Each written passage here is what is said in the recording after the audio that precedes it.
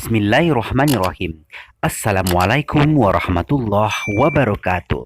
Kaifahalukum anak-anak? Semoga dalam keadaan sehat dan dalam rahmat Allah subhanahu wa ta'ala. Amin ya rabbal alamin. Senantiasa untuk selalu mengingatkan menjaga kesehatan dengan protokol kesehatan. Di antaranya memakai masker, mencuci tangan, menjaga jarak, dan lain sebagainya. Baiklah anak-anak, kita memasuki materi hari ini yaitu hijrah ke Madinah. Adapun tujuan pembelajaran, yang pertama hari ini yang menceritakan keadaan kaum muslimin saat hijrah ke Madinah. Menjelaskan reaksi kafir Quraisy terhadap hijrahnya kaum muslimin. Dan menjelaskan cara berangkat Nabi hijrah ke Madinah. Kaum muslimin hijrah ke Madinah. Setelah Islam tersebar di Madinah dan kaum Ansor membaiat Rasulullah, beliau memerintahkan kaum muslimin hijrah ke Madinah untuk menghindari siksaan dari orang-orang Quraisy dan menjaga agama mereka. Mereka bergabung dengan kaum muslimin dari kaum Ansor di Madinah dan mereka yang berhijrah ini dinamakan dengan kaum muhajirin. Kaum muhajirin melakukan hijrah dengan cara bersembunyi-sembunyi karena takut diketahui orang-orang kafir Quraisy. Mereka tetap berhijrah meskipun melalui rintangan dan siksaan. Sedangkan kaum muslimin yang masih berada di Habasyah, mereka segera berhijrah kembali menuju Madinah. Sahabat Nabi Shallallahu Alaihi Wasallam yang pertama kali berangkat hijrah ke Madinah adalah Abu Salamah radhiyallahu an. Ia sudah berangkat hijrah ke Madinah setahun sebelum Baiat Aqabah. Ketika itu ia baru saja kembali ke Makkah dari Habasyah karena orang-orang Quraisy terus menekannya. Dan ia telah mendengar kaum Ansor telah banyak yang masuk Islam. Ia pun segera berangkat menuju Madinah. Setelah Abu Salamah, kaum muhajirin pertama yang tiba di Madinah adalah Amir bin Rabi'ah bersama istrinya. Kemudian disusul Abdullah bin Jahsy bersama keluarga dan saudaranya. Kemudian disusul lagi Umar bin Khattab dan Ayyas bin Abu Rabi'ah radhiyallahu an. Kemudian berbondong-bondong kaum muhajirin berhijrah ke Madinah. Setelah 2 bulan berlalu dari masa Baiat Aqabah, tidak ada seorang muslim pun yang tersisa di Makkah selain Rasulullah Shallallahu Alaihi Wasallam.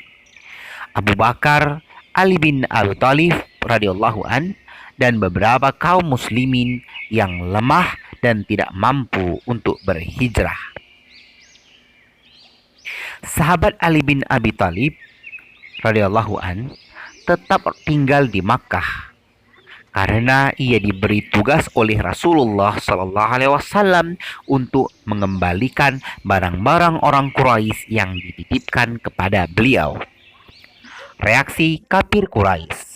Begitu kaum kafir Quraisy melihat kaum muslimin berbondong-bondong hijrah ke Madinah dengan membawa anak dan harta mereka, membuat mereka semakin gusar, takut jika Islam berkembang pesat di Madinah, sehingga dapat mengancam kelangsungan kekuasaan mereka.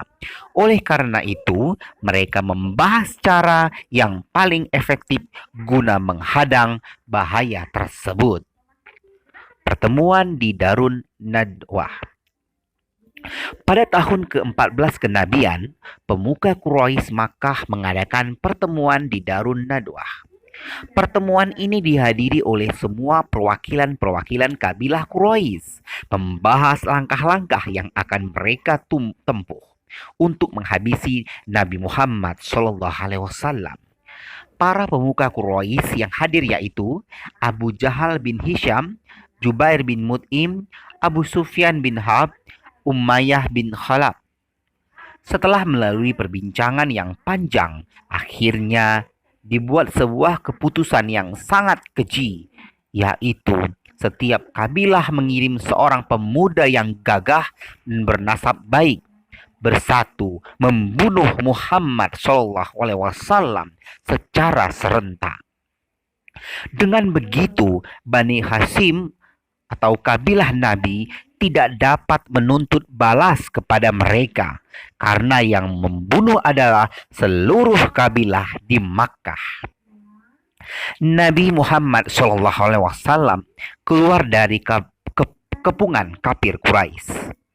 Tak kala keputusan untuk membunuh Nabi Muhammad SAW diambil, turunlah malaikat Jibril untuk memberitahukan kepada Nabi Muhammad SAW tentang persekongkolan kafir Quraisy tersebut. Rasulullah SAW berangkat menuju rumah Abu Bakar radhiyallahu an, meminta menemani beliau hijrah ke Madinah, serta bermusyawarah menyusun strategi untuk dapat hijrah ke Madinah dengan selamat. Ketika malam telah larut, para pemuka Quraisy mulai berkumpul di depan pintu rumah Nabi SAW untuk mengintai kapan beliau keluar, untuk menyergap dan membunuhnya. Persiapan yang dilakukan orang-orang Quraisy sedemikian rapi. Akan tetapi mereka gagal dan tidak dapat melaksanakan rencana keji tersebut.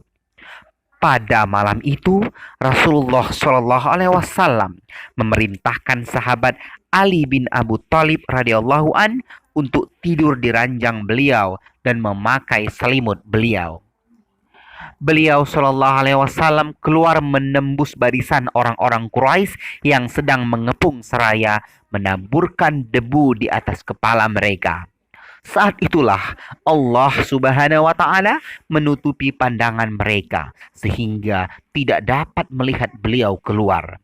Beliau membaca firman Allah Subhanahu wa Ta'ala yang artinya, dan kami adakan di hadapan mereka dinding dan di belakang mereka dinding pula, dan kami tutup mata mereka sehingga mereka tidak dapat melihat.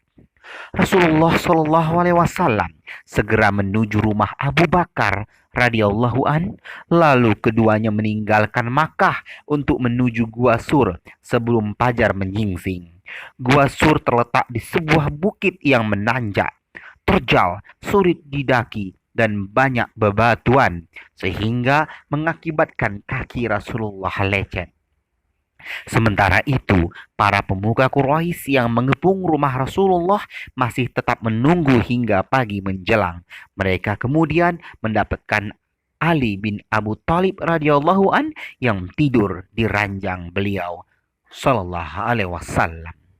Barakallahu fi